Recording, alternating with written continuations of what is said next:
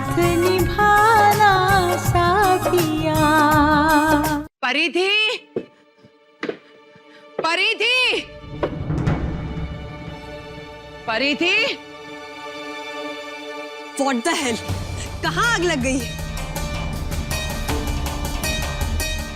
क्यों चिल्ला रही हैं आप?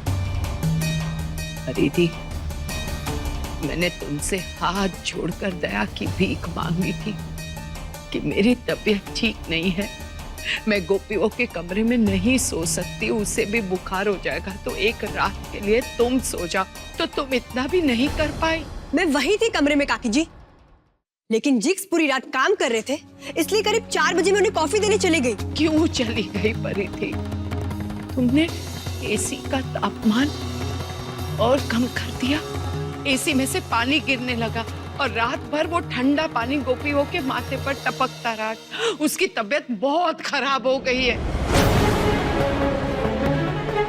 पूरी गीली हो गई है, वो बिस्तर गीला हो गया है, ठंड से कांप रही है मेरी गोपी वो। अरे लेकिन ऐसे कैसे हो गया काकी जी?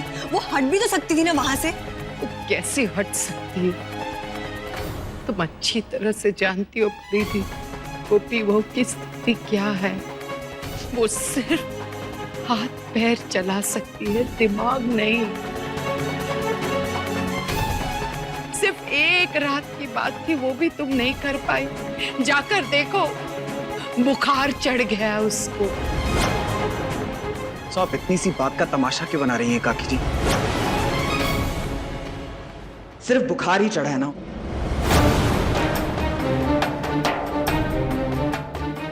ऐसी बात नहीं है जिगर, सच में तुम चलकर देखो, गोपियों की तबीयत चल। पिछले 5 सालों से गोपी भाभी की तबीयत वैसी की वैसी ही है, रत्ती भर भी फर्क नहीं आया उन्हें। तो इसमें क्या हमारी गलती है? काकी जी जितना कर सकते हैं उससे ज्यादा कर रहे हैं। सिर्फ ये कहना चाहती हूँ कि वो परिधि को। मैं जानता हूँ, मैं देर रात तक काम कर रहा था, इसलिए वो मुझे कॉफी देने चली आई और गलती से बेचारी की आंख लग गई। अब इसके लिए क्या उसे फांसी पर चढ़ाएंगी आप? नहीं जिगर, परिधि को ये कहने का मतलब नहीं था, मैं तो सिर्फ। बस कीजिए।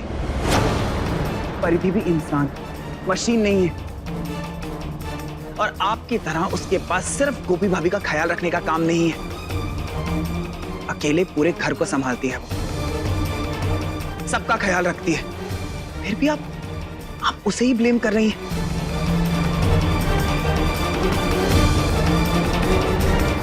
नहीं जिगर, मैं परिधि पर कोई आरोप नहीं लगा रही हूँ।